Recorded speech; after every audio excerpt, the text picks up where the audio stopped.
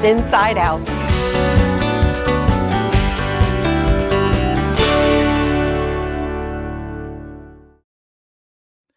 Inside Out is presented by HTC, here to connect. And Magnolia's at 26th for good old-fashioned Southern comfort food, where Mama eats. Hi friends, welcome to August's Inside Out. This month, you're going to hear about one of the most successful charter schools in all of Horry County. You'll meet a 92-year-old cookbook author who everyone in Georgetown County knows. We'll visit Amazing Grace Park in Marion, and we'll also meet someone who has co-authored a book on Wachesaw and Richmond Hill Plantations. But we begin with someone who considers himself the greatest Chanticleer fan of them all. Friends, we are at Coastal Carolina University. Isn't it beautiful? This campus is great, but let me tell you, the president is even better. And shame on me, he's been here for 2.5 years and I'm finally getting an interview with him. This is Dr. Michael Benson. And he told me I can call him Michael, so if I do, please forgive me. But I want to talk to you about what your past 2.5 years had to be marvelous. You've got such a great team. Diane, thank you very much. It's such an honor to have you and Chuck here. And you're right, this campus is beautiful. I should note that the entire campus was just designated an arboretum by a society that goes around and judges campuses. And this setting out here in Blanton Park is just spectacular.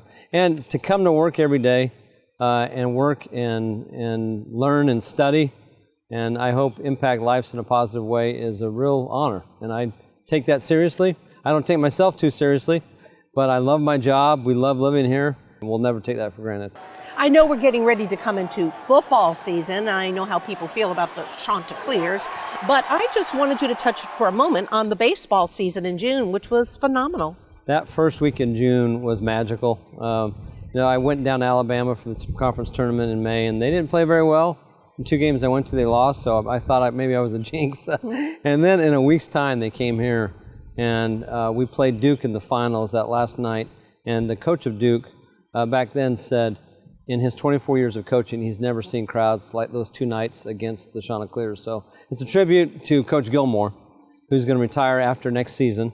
And it's a tribute to our fans. And thank you all for supporting all of our student athletes, but more importantly, for supporting the university, which, as you know, started from very humble beginnings back in 1954. And now look at us, over 10,600 students. You've come a long way, baby. Remember that line? I do remember that line. Yes, and you know, ma'am. you mentioned Coach Gilmore. I have interviewed him, and his passion for the college is second to none. In so many ways, he put us on the map back in 2016 when, against all odds, we came out of nowhere and won a national championship, our first ever. But, you know, athletics, as we said, is that hook that gets people introduced into the university. And there's so much more that we have to offer, whether it's a cultural event, a concert, a lecture series, an art show. So we really think of ourselves as the anchors, the educational anchors and cultural epicenter of our county. And I love the way you have partnered with HGTC. You and Murph are good friends, and I know that it's a wonderful reciprocal relationship. Our transfer students, the majority that do transfer into Coastal are from HTTC, and we will continue that pipeline, we hope, well into the future. But she's a great partner. I really think the world of Murph. Tell me about the student population going into this year. I mean, how many out of state versus local or versus, in-state? Just give me some facts about the kids. Our population right now trends about 58% out of state, 42% in-state. Now, let me say this very clearly and categorically. We will not turn down any qualified, willing South Carolina student that wants to come to Coastal Carolina University. I understand that local students, like my kids that go to Myrtle Beach High, a lot of their classmates want to leave and go away for college. I understand that. But we are trying our best to attract more students from Horry County. The cost, the fact that it's so inexpensive to come here, to leave here without debt, to, we hope, find a job and stay here. So we're going to continue to recruit those local students, but the fact of the matter is students from the Northeast want to come to the South to go to school, whether it's here, Clemson, South Carolina, Alabama, Tennessee. You look at all the schools in the Southeast kind of corridor, and they're booming, and we're among that group. When I drove in today, I saw all sorts of construction, and you can even hear it in the background, but I know you're proud of that. We're very proud of it, and we're very grateful. Over 68% of voters that participated back in November supported the renewal of the penny sales tax. So the first project that is going to be completed in this new round is the Thompson Library, just over your left shoulder there. And that's going to be a wonderful addition. And you'll see more projects that will continue to grow out and expand our campus and accommodate more students. And so I know you've been in big demand around here, but you've also been in big demand throughout the country because of a wonderful book you have written, and Chuck read it, by the way. Well, he was fascinated. Well, I'm happy to hear that. The book is titled Daniel Coit Gilman and the Birth of the Modern Research University. It's a story of the gentleman who, in many ways, founded the research university that we know today in America in 1876 at Johns Hopkins. So think of how every single day our lives are impacted in a positive way from some sort of technology, a medical advancement, a discovery that was made on a university campus, and then perfected and disseminated and applied. And that's the beauty of our system. And people come from all over the world to attend our universities. And I hope that's something we never take for granted, because they're right here in our backyard, including Coastal Carolina University. Well, I thank you for writing that book. I know there are a lot of people who will benefit, and I thank you for the wonderful work you're doing here at Coastal Carolina University. Dr. Michael Benson, you'll see him at just about every single Chanticleer event. Thank you. Have a great upcoming season. Thank you very much, and Chance up. Thank you.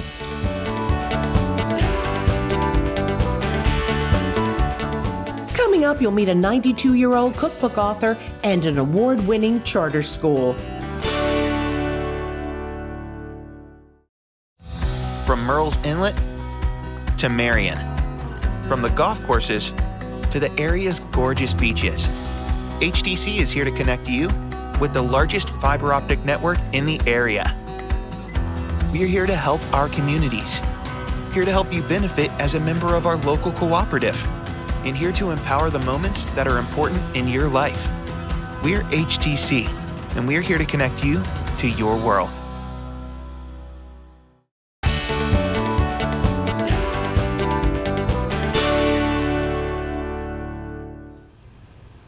So how would you like to be 92 years old and writing a cookbook, doing artwork, and still loving life? That's Tootsie Watkins. She is from Pawleys Island, and I am telling you what, you don't look 92. I feel it. Do you really? Some days it's worse. Oh my goodness, but they tell me that everyone in Georgetown County knows you and loves you. They tell me that this book has gone into republication over and over again. 5 times. 5 times, because everyone wants a copy.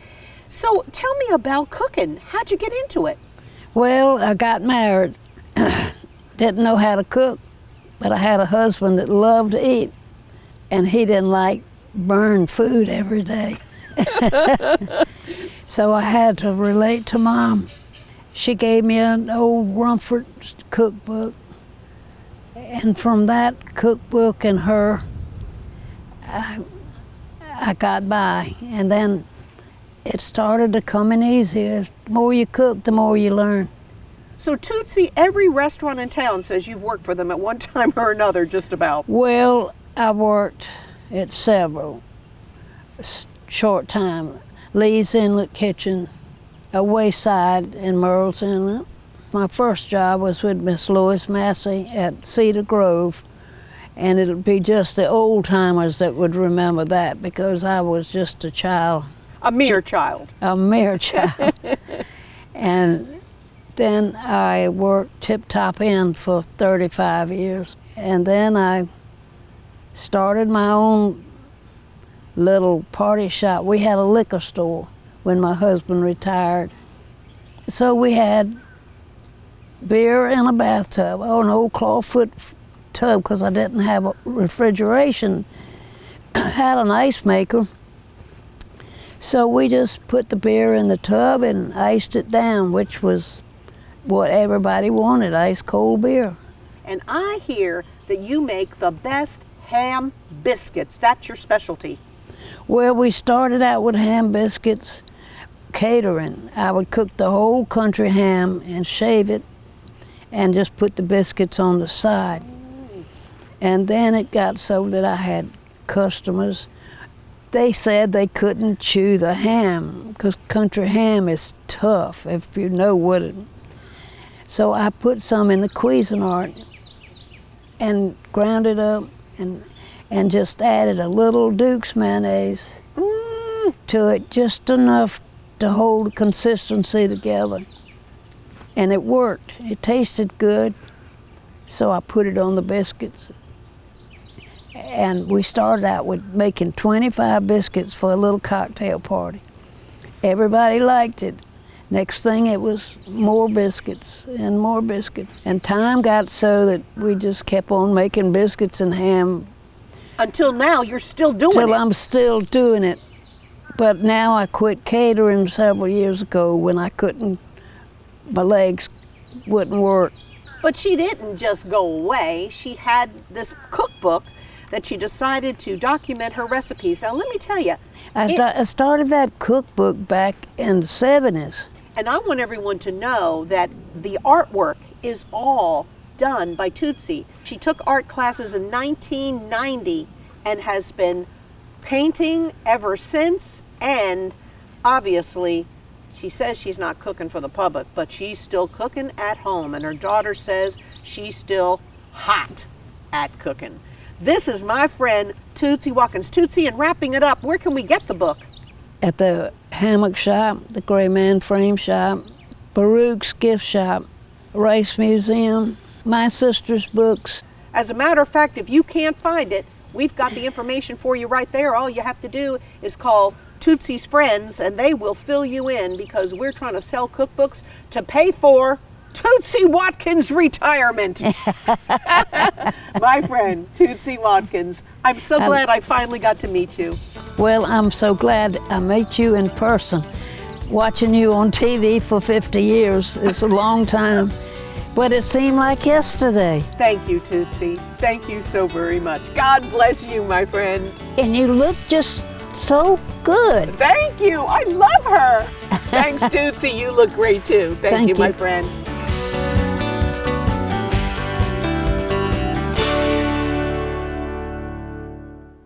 A couple of years ago, I interviewed this man, and he was so excited about a new school.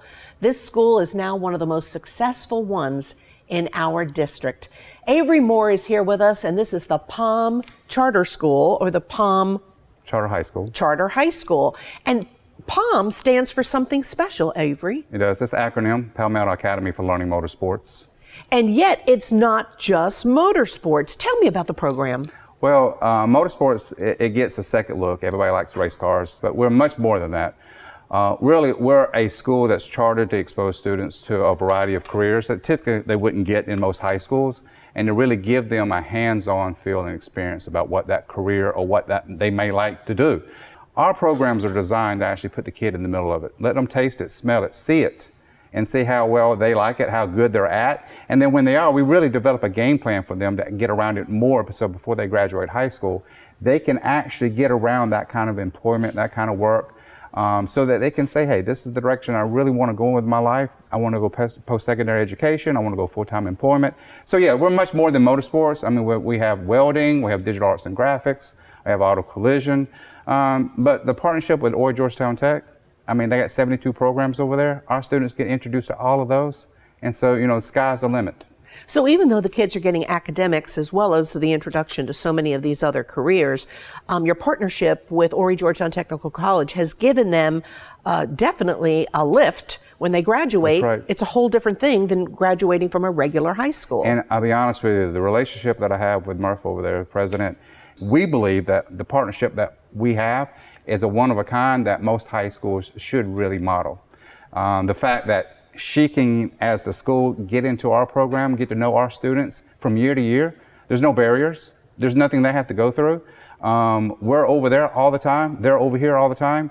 That is the model by which these technical schools need to be able to operate whenever they're getting on high school campuses. Avery, tell me about the type of jobs that the kids are getting when they leave here. What are some of your former graduates doing?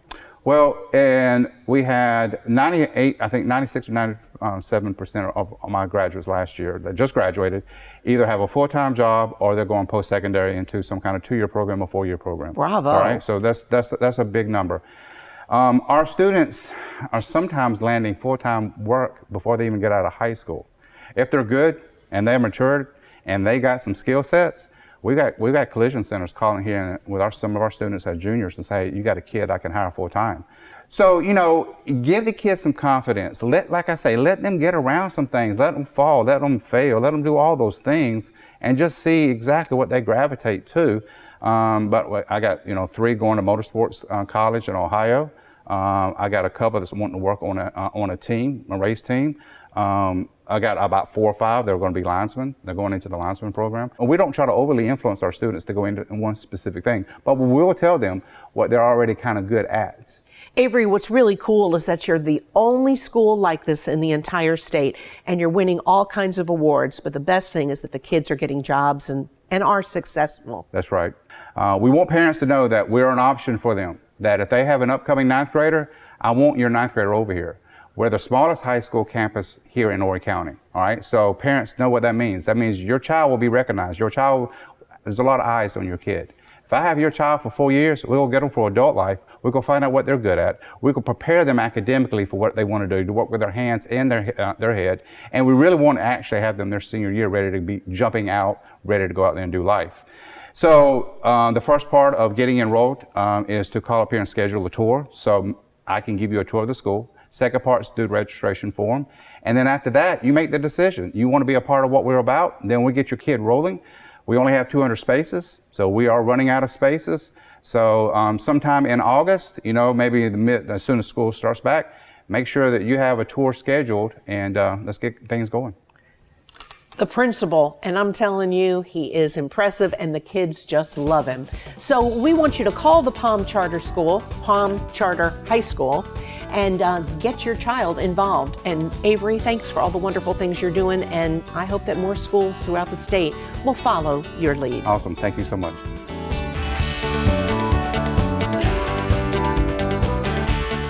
Learn about the early days of Wachesaw and Richmond Hill Plantations right after this. From the Grand Strand to the farmland, from Main Street to the marshes, HTC is here to connect you to what matters most in your life. We're here to bring people together, here to play, and here to empower our communities with the largest fiber optic network in the area. Go with HTC. We are here to connect you to your world.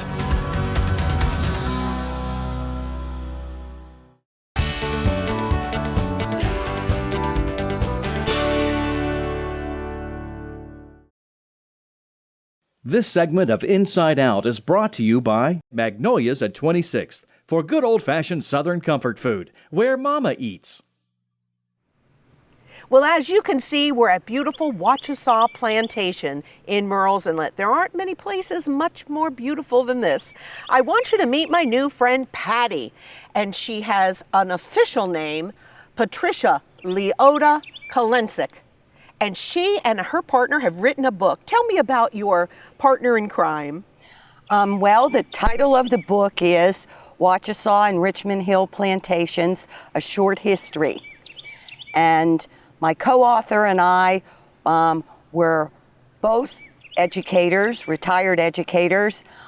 Jane was an elementary teacher for over 30 years, and I retired from one of the state system universities in Pennsylvania and came down here to beautiful South Carolina. Love it. Now, I know you live in Garden City, but you fell in love with Wachesaw. Why?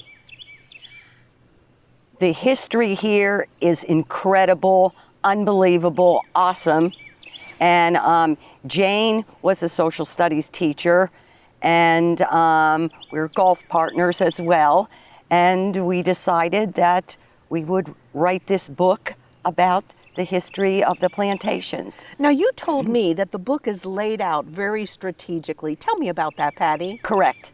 The book has 4 parts. The first part takes place pre-1700s, and we call it Wachesaw Before the Rice. And we talk about the nomadic Native American tribe that first settled here. and did their hunting and their fishing, and there's quite a few stories. Right here where we are right now is part of their habitat, right here on the bluff. The second part of the book is about the history of Wachesaw Plantation. The third section is the history of Richmond Hill Plantation, and the fourth part is what we call the new Wachesaw, and that is Wachesaw today. Out of all the things that you and Jane came up with, was there one thing that really stands out in your mind that was simply incredible? Well, the stories.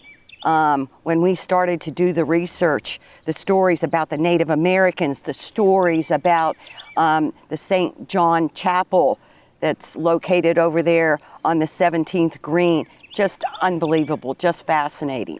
So Patty, tell me a little bit about Richmond Hill Plantation and what it must have been like way back when. Well, in the book we talk about the proprietors, and we talk about there were basically two proprietors for Wachesaw Plantation, Joseph Alston, who was a former governor of South Carolina, and we talk about, of course, John Murrell, who Murrell's Inlet is named for. He was the first proprietor of Wachesaw Plantation. And then we talk about the proprietors of the Richmond Hill Plantation.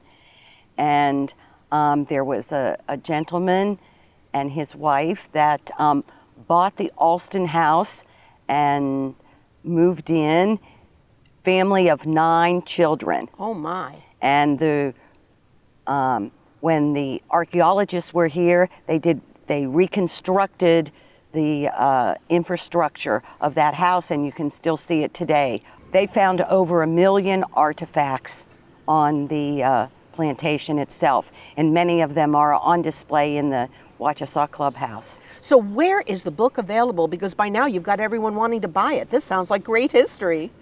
The book is available at My Sister's Books in Litchfield. And then if you want to reach out to Patty for a speaking engagement, she or Jane just might be interested in coming on over, anything to sell books, right? Right. And so Patty's email is up there as well if you would like to have Patty or Jane come for a speaking engagement. And a very special thank you to our friend Linda Ketron with Class. She's always the most incredible person to support the arts and authors in our community. Thank you, Patty. Thanks, Diane. Best wishes.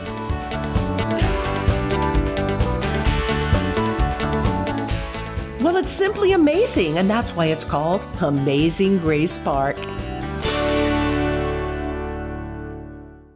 Mama loves magnolias, and you will too. It's where the Anderson family farm comes to the table. There's an all-you-can-eat breakfast, lunch, dinner, Saturday and Sunday brunch buffet, salad bar, homemade desserts, all served by our staff.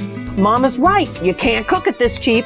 Ooh. And that ice cream machine guaranteed to produce smiles. Banquet space available too. Magnolia's for good old Southern comfort food and hospitality at its finest. 26th Avenue North and Ocean Boulevard in Myrtle Beach.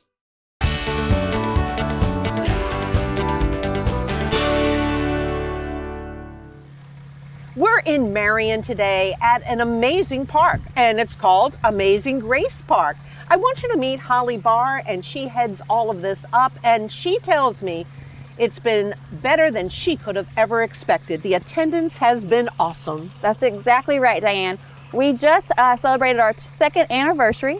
We opened on July 30th, 2021, in honor of Reverend Senator Clementa Pickney, on his birthday, actually. So we get to celebrate it every year with him. And for those that don't know who he is, he's a very important person in church and state. He served his church since he was 18 years old and got several commissions in the AME congregation, and his last one being at Mother Emanuel in Charleston, South Carolina. He was the youngest African American voted into state legislation at the age of 23 years old. He was a state representative, and then he became a senator 6 years later, and he served there until his death in 2015. And unfortunately, his death is what has brought this amazing park to life. in Charleston at Mother Emanuel AME Church in 2015, a racially motivated shooter went into Mother Emanuel and then unfortunately opened fire, killing him and 8 others. And so this park has been constructed in very careful detail to honor all 9 of their lives. Though we do, highlight Senator Pickney because his family was from here in Marion. He grew up having his summers in Mullins with his grandmother, and he is buried right at Errol's Crossroads. So he was, as much as he wasn't born here, he's still one of our own. Now, you've already said, Holly, that every detail kind of connects Senator Pickney with the community. There's a little set of musical instruments over there, and it's because he was a musician. Exactly. One of my favorite pictures of him was when he was about 12 or 13, and he's in his band uniform with a saxophone. But we also have a total of 5 of those instruments. And yes, those instruments are great for sensory needs, for those with autism and our elderly with dementia. So it's one thing that we love, and we love to hear them played around the park. You can hear them just about everywhere for the next block or so. What are some of the other features of the park, Holly? I see a neat pavilion over there. You must have a lot of picnics. We most certainly do. Not only do we have picnics and events under that pavilion, so many of our community residents love to use it as well. And everything in there has a fully functional concession stand, so we can have events and other people can have birthday parties or weddings or whatever you dream, we can make it happen. And 2 full bathrooms that are air conditioned, which is very important in the summer here in the South. Amen, sister. What about the dog park? That was a late thing that we were super excited was added during construction. So it's a fully fenced in double entry dog park that actually has a water pump so you can make sure your dog stays hydrated. There's a swing in there and a picnic table so you can have lunch with your pups. It's great. How about the walking trail? That's very special. We do love our walking trail. It's a curving path. It's a 1/4 mile, which means 4 laps around and you get a mile. It was made in a very permeable substance out of recycled tires. And if you notice the design, like I said, it's curved. Everything in the park is curved because we wanted to give the sense of peace and tranquility. The only straight lines you see are actually where we're sitting that go directly to his bust. So all of these details in the design definitely honor him and give you a sense of who he was. Holly, I just saw some children over there really climbing on this big sculpture, and I could tell they were having a great time. Yes, we are super proud of our fox. She is definitely able to be climbed on. We encourage it, go all the way up to her ears. Her name is Faith the Fox, which I think is super appropriate for Amazing Grace Park. Now, there are festivals galore here, and I'm sure more popping up all the time, and also movies. Fill me in. Yeah, exactly. We have an annual music festival in June, Jukebox. And it's 6 months out of the year during the nice weather. We have Friday Night Flicks. So there'll be one this month, the last Friday of the month. And it's a free movie. Just come out with your lawn chairs and blankets. It's a great family time. Kids are always running around, and it's always kid-friendly movies. And you even have concessions available here. Absolutely. So during our events, we have different things offered through our concessions, but also you're welcome to use that too if you decide to rent the park. You can have weddings, birthday parties. We have other organizations that use the park for community events. So it's just utilized in every way possible. Amazing Grace Park here in Marion, and of course it's right next door to the Marion County Museum and also next to the Council on Aging of Marion. Thanks, Holly. Thank you. Now, you don't want to miss next month because we're going to visit Captain George's Seafood Restaurant and the Horry County Museum. We'll learn how tourism works for all of us, and we'll get ready for fall by visiting a great pumpkin patch that benefits our community. I'll see you then. Inside Out is presented by HTC, here to connect. And Magnolia's at 26th for good old-fashioned Southern comfort food where Mama eats.